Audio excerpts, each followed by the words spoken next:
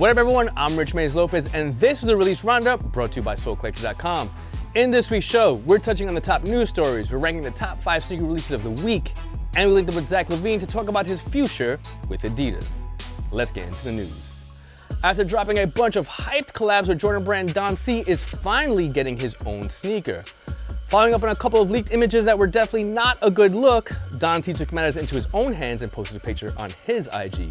The sneaker is reportedly named the Legacy 312 and it combines elements from several different Air Jordans and the Alpha Force. Reactions have been mixed, but if we're keeping it 100, most people are calling them trash. So now that you've all had some time to think about it, let us know your thoughts in the comments. Is it trash? Is it fire? Let us know. Nike is finally catering to the female sneakerhead with the new Unlaced online sneaker boutique. Unlaced will carry carefully curated women's only product which will include expanded sizing, exclusive releases, and exclusive collabs. Later this summer, Nike is taking this concept into the real world by opening Unlaced shops in select Nike stores around the world. So salute to Nike for finally stepping up and paying attention to the ladies. It's definitely been a long time coming. Virgil Abloh, aka the busiest man in the world, officially unveiled his newest collab with Nike, and it's not even a sneaker. It's a Nike Mercurial Vapor football boot. The boot is done in orange and white with the white polka dots representing the best spots to hit a soccer ball. PSG's Kylian Mbappe will be rocking the off-white collab on the pitch on March 31st, and it will drop later that day. I gotta be honest here and say that I never thought that we'd get to the point where we would be beasting over limited football boot collabs, but here we are. Pharrell and Adidas are expanding their basketball-inspired collab collection this summer and dropping 2 new colorways of the crazy BYW. According to the Yeezy Mafia, Skateboard P has 2 pink-based colorways on deck for June that are both similar in design to the super limited multicolor release that dropped during All-Star Weekend. Now, obviously, it's dope to see Pharrell expand his collection to include basketball styles, but remember, Kanye did promise us basketball collection, and 2-time slam dunk contest champion Zach LaVine is back this year and hooping for the Chicago Bulls. And it sounds like he's down for next year's slam dunk contest, and he just might be rocking some heat.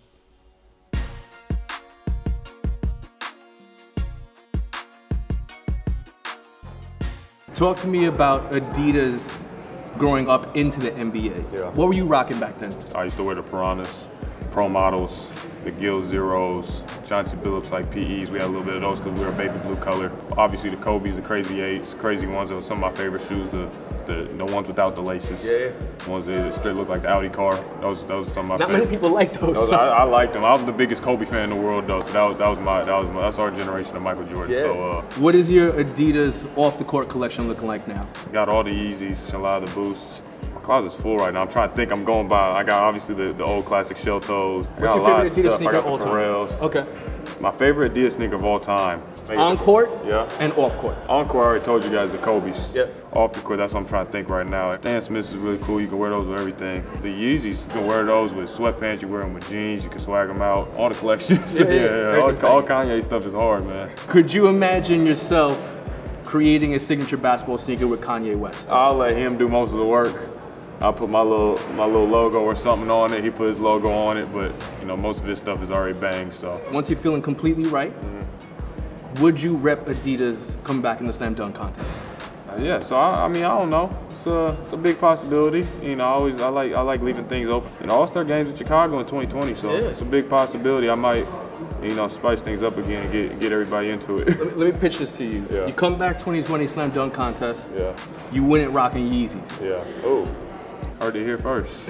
Man, appreciate you. For sure, Thank you.